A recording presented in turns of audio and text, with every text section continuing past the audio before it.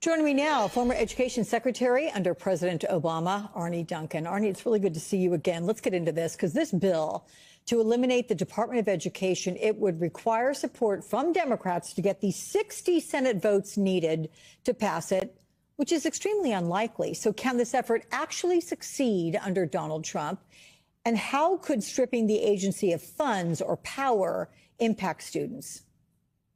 First of all, this is never going to happen. I've been saying repeatedly, this is just another broken Trump campaign promise, like building the wall, like saying Mexico is going to pay for the wall. It's not going to happen.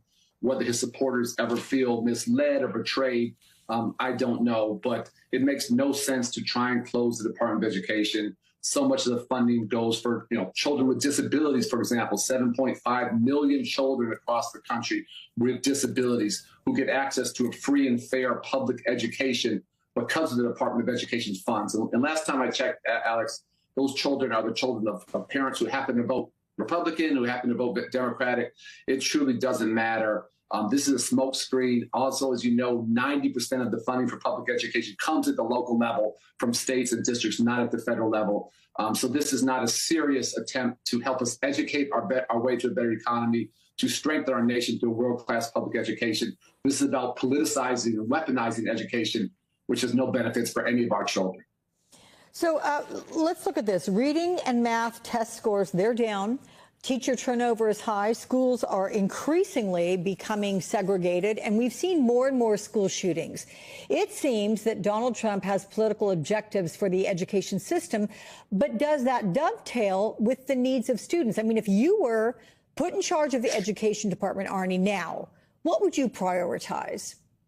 Well, that's exactly the right question. It's just so interesting. If you listen to parents, and a lot of us try and spend a lot of time listening to parents, three things at the top of their list: their children's mental health, they're worried about bullying in schools, and like you mentioned, Alex, they're worried about school shootings. Nothing of what President-elect Trump has talked about or anyone close to him has talked about addresses any of those issues. Parents, frankly, don't care about closing or not closing the Department of Education, Washington. That's too far removed. They care about their child learning how to read, having a chance to graduate from high school, being safe, having a chance to go on to college, and they're not talking about any of those things. And what's so sad to me is education should be the ultimate bipartisan or nonpartisan issue. We should have some goals: leading the world in access to high-quality pre-K, raising reading scores, raising high school graduation rates, leading the world in college completion. Those are nation-building goals. Again, nothing coming out of the Trump administration or those around him remotely talk about any of those goals, which is exactly what parents care about. Yeah, that last part of the tape we just heard, Donald Trump, he said he wants to bring prayer back to our schools. And yesterday, the Texas State School Board approved curriculum that includes Bible-based lessons in elementary schools. Now, the schools are not required to use it, but districts that do, they get offered financial incentives to do so.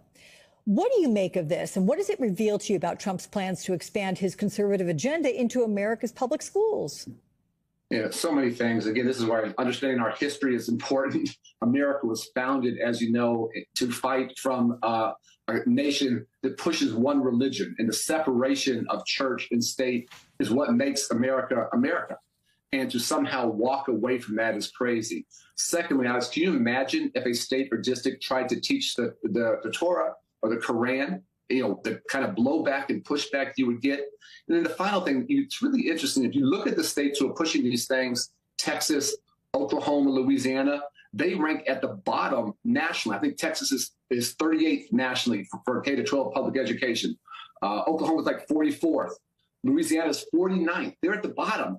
They don't need to be worried about these things. They need to teach their children to read and raise graduation rates. These are all distractions. And I really worry they're trying to sow distrust, mistrust of local neighborhood schools. And so much of the Trump agenda is trying to drive down trust in the media, drive down trust in government, in governmental institutions. If they start to drive down trust in our neighborhood public schools, defund them, make parents worry about their local public schools rather than trying to make them strong enough to help their children get a world-class education.